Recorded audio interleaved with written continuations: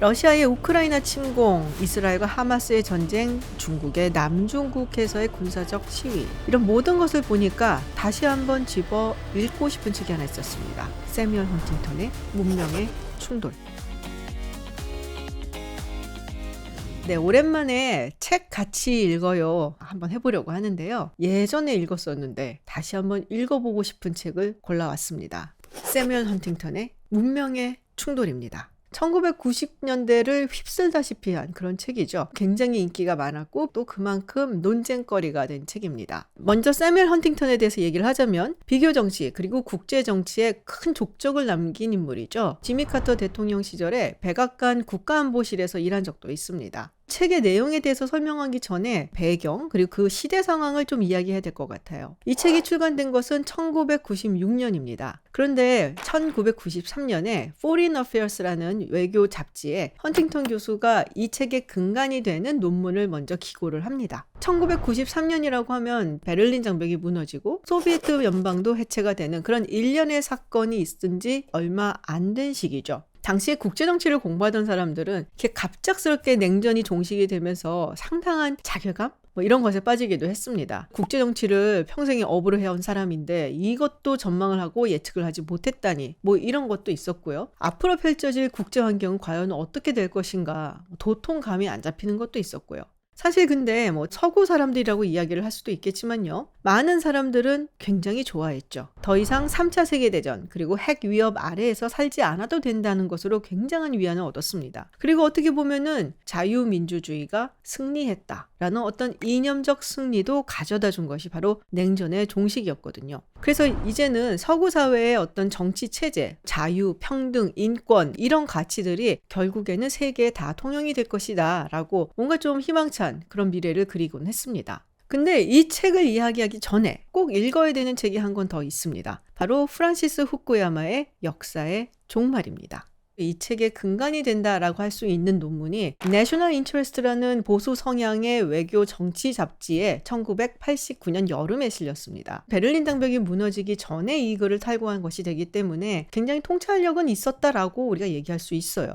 여기서 역사의 종말이라고 하는 것은 인류가 멸망을 하고 역사가 끝난다 이런 의미가 아니라 헤겔과 막스로 대변이 되는 진보하거나 혹은 진화하는 역사라는 개념이 끝을 맞는다라는 얘기입니다. 보통 이제 역사의 발전 과정을 보면 과학적으로 발전을 하다 보면은 경제 근대화를 이루게 되고 전통 사회가 해체가 되겠죠. 그러면서 개인의 권리가 존중이 되고 이게 이제 민주 사회로 이어지게 됩니다. 그렇게 되면 민주주의라든지 자유라든지 인권이라든지 이런 것들이 보편적인 가치가 돼서 세계에 퍼질 수밖에 없고 이제 여기서 더 이상 역사가 진화하지 않는다라는 의미죠. 그리고 이런 보편적 가치가 발전되고 확산되는 데는 세계화가 기여를 한다라는 것도 있습니다. 토마스 프리드만이 쓴 렉서스와 올리브 나무라는 책에 보면요. 골든 아치 이론이 있습니다. 이 골든 아치는 미국의 햄버거 프랜차이즈 맥도날드를 의미를 하죠. 즉 미국 자본주의의 천병이라고도 할 수 있는 맥도날드가 들어가서 이 골든 아치를 세우게 되면 그 나라는 자본주의뿐 아니라 어떤 미국의 가치 같은 것도 함께 받아들일 수밖에 없고 즉 맥도날드가 들어가서 성업을 하고 있는 국가들끼리는 서로 전쟁을 하지 않는다라는 이야기입니다. 폐쇄적인 국가는 쇠퇴할 것이고 앞으로는 세계화로 이어져서 많은 국가들이 서로 교류를 하고 비슷한 생활을 하게 될 거다라고도 생각을 했었고요.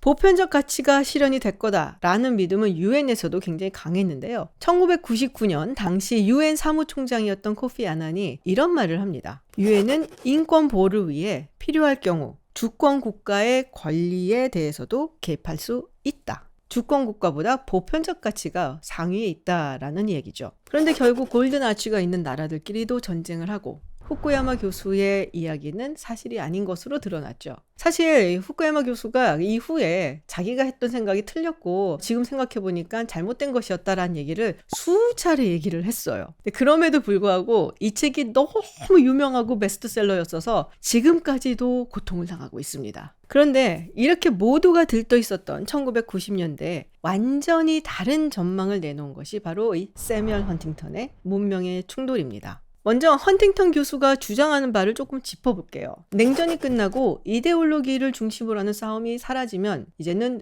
문명의 단층선을 따라서 갈등이 증폭되고 그리고 전쟁이 일어날 수 있다. 헌팅턴이 바라보는 이 국제관계의 역사를 조금 짚어볼 필요가 있습니다. 우리가 흔히 근대 국제관계, 외교정책, 국제법 이야기를 할 때 굉장히 중요하게 언급이 되는 사건이 하나 있습니다. 바로 1648년에 웨스트팔렌 조약입니다. 여기서 국가 주권을 인정을 하게 되죠. 그래서 이후의 국제관계를 얘기할 때 웨스트팔렌 체제라고 이야기하는 경우도 많아요. 이후에 이제 프랑스 대혁명이 일어나면서 국민국가가 성립이 되고 확장이 되고 그리고 국가를 주체로 하는 갈등이나 전쟁이 일어나게 되죠. 그것이 1차 세계대전 말기까지 이어지는데요. 1917년 러시아의 볼세비키 혁명이 일어나게 되면서 이제는 국가가 아니라 이념을 둔 싸움과 전쟁이 일어나게 됩니다. 당시에 자유주의, 공산주의, 사회주의, 파시즘, 나치즘이 다 등장을 하게 되고 2차 세계대전이 끝나면서는 두 진영만 남게 되죠. 그런데 지금까지 이야기한 갈등들은 어찌 보면은 서구 문명 안에 혹은 서구 문명과 비슷한 문명들을 끼고 일어난 갈등들이죠. 그런데 냉전이 종식되고 나서의 갈등들은 서구 문명과 또 다른 문명들끼리의 갈등이 될 것이다 라는 거죠. 그러니까 국민국가라든지 지역에 대한 정체성 이거를 대체한 것이 이데올로기였고요. 이 냉전이 종식이 되면서 이데올로기가 사라지고 그리고 이것을 대체하게 되는 것은 문명이다 라는 것이 헌팅턴의 주장인 것이죠. 자, 그렇다면 문명이란 과연 무엇일까요? 이 문명을 여러 문화가 이제 함께 모인 그런 개체다라고 표현을 하는데요. 언어, 역사, 종교와 같은 객관적인 요소가 있고요. 본인이 그냥 느끼는 어떤 주관적인 요소가 있죠. 그리고 이것들이 함께 이제 정체성을 만들어내게 됩니다. 문명으로서의 정체성은 이런 정체성 중에서 가장 크고 넓은 차원의 정체성입니다. 원래 이 정체성과 관련된 갈등은 정치체제나 경제로 인한 갈등보다 훨씬 더 심각하다라고 이야기합니다. 아주 근본적인 부분을 건드리기 때문이죠. 그래서 역사를 통해서 봤을 때 문명으로 인한 갈등은 가장 오랜 기간 지속이 되고 가장 잔인한 방법으로 나타난다라고 얘기합니다.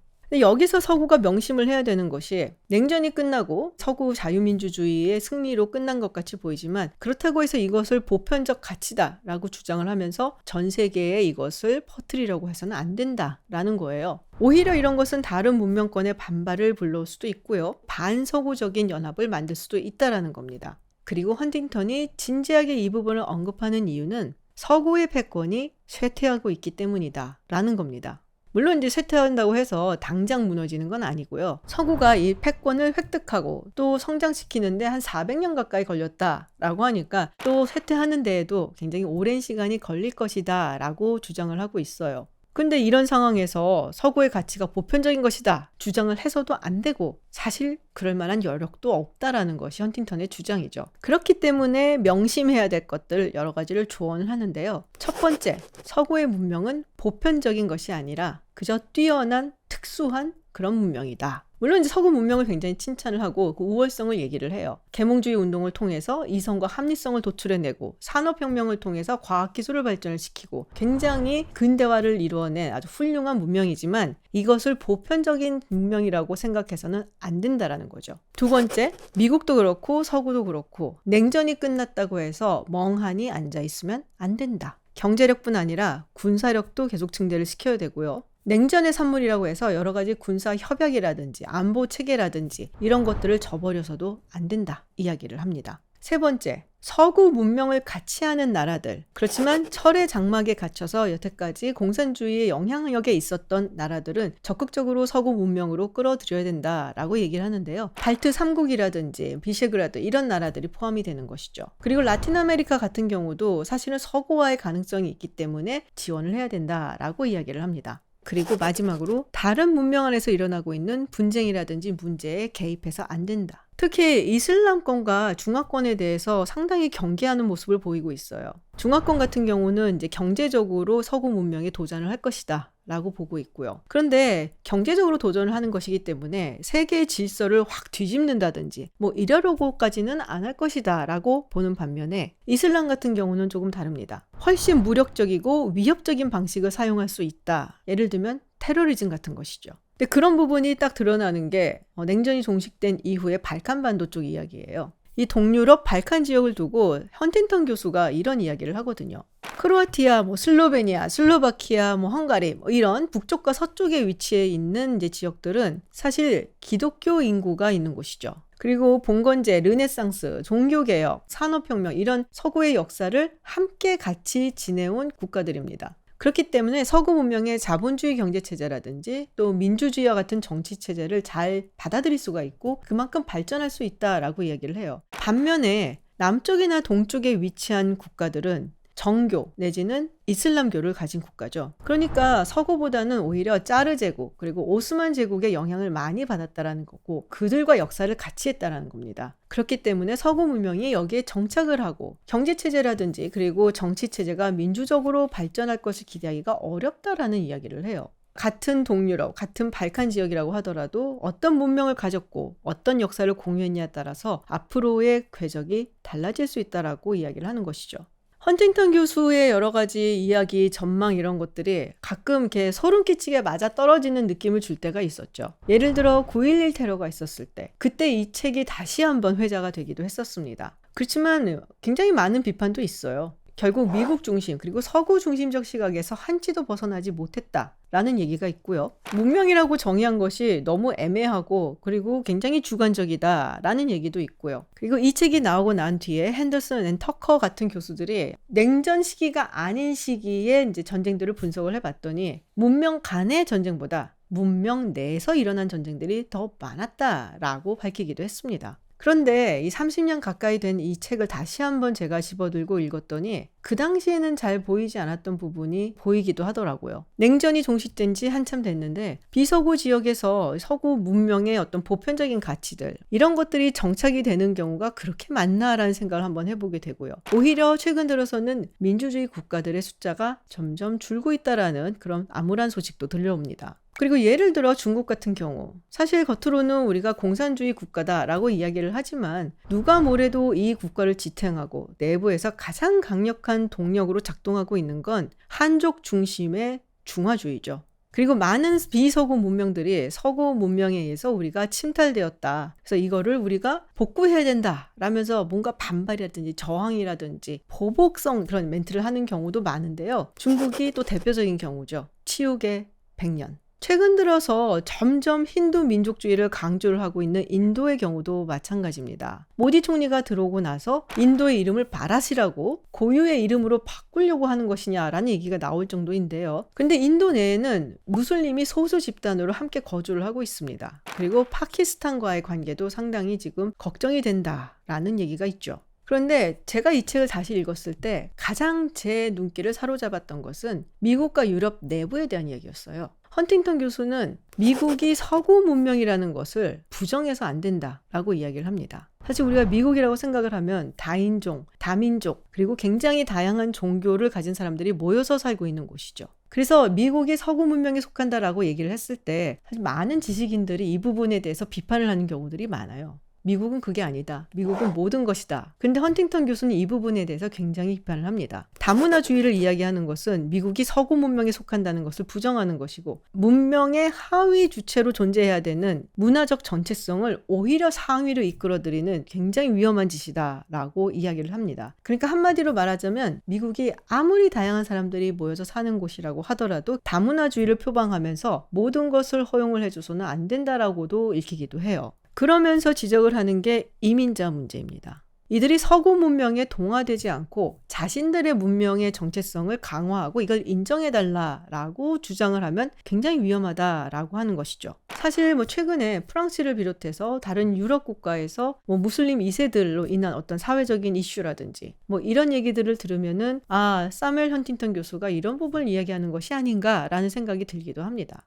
근데 이런 부분 때문에 비판도 굉장히 많이 받았는데요. 사실 한편으로 생각하면 미국이라는 나라가 뛰어난 이민자들로 인해서 이만큼 성장을 했다라고도 볼 수 있거든요. 예를 들어 지금 현재 빅테크 기업 같은 경우 창업자를 비롯해서 CEO들까지 유대인이나 인도인이나 아시아인 이런 사람들이 섞이지 않은 곳이 거의 없잖아요. 그리고 마지막에 보면 헌팅턴 교수가 2010년을 기점으로 해서 미국과 중국 간의 전쟁을 가상 시나리오로 적어놓은 게 있는데요. 거의 하나도 맞지 않습니다. 그리고 더불어서 초반에 우크라이나와 러시아의 이야기를 적어놓은 부분도 있어요. 여기서 콕 집어서 국가 단위의 분석을 하는 미어샤이머 교수하고 비교를 하면서 미어샤이머 교수가 틀리고 자기가 맞다라고 얘기를 하는데 지금 보면은 사실은 미어샤이머 교수가 맞고 헌팅턴 교수가 틀렸습니다. 근데 또 따지고 보면 국제 정세라든지 뭐 이런 것들을 다 맞추고 완벽하게 예견을 하고 이런 것은 사실 판타지죠. 틀릴 수밖에 없습니다. 그러면은 헌팅턴 교수가 고려하지 못했던 부분은 뭘까? 제가 조금 곰곰이 생각을 해봤어요. 그리고 제가 내린 결론은 사람입니다. 지도자. 헌팅턴 교수가 이 책을 낼 때 푸틴은 없었죠. 시진핑도 없었고요. 그리고 네오콘이 이끌어가는 부시 행정부도 없었습니다. 결국에는 문명도 있고 제도도 있고 이데올로기도 있고 국가도 있고 다 있지만 거기서 정말 중요한 역할을 하는 것은 인간이 아닌가라는 생각이 들었습니다. 자, 비판할 부분도 굉장히 많고 사실 오류도 많지만 이 문명의 충돌은 그럼에도 불구하고 모든 사람들이 희망을 노래할 때 절망을 준비하라고 이야기한 매우 흥미진진한 책이다 라고 저는 평하고 싶습니다. 혹시 이 책을 읽으신 분들이 계시면 댓글로 감상이라든지 또 여러분의 의견을 적어주세요. 함께 토론해 보시죠.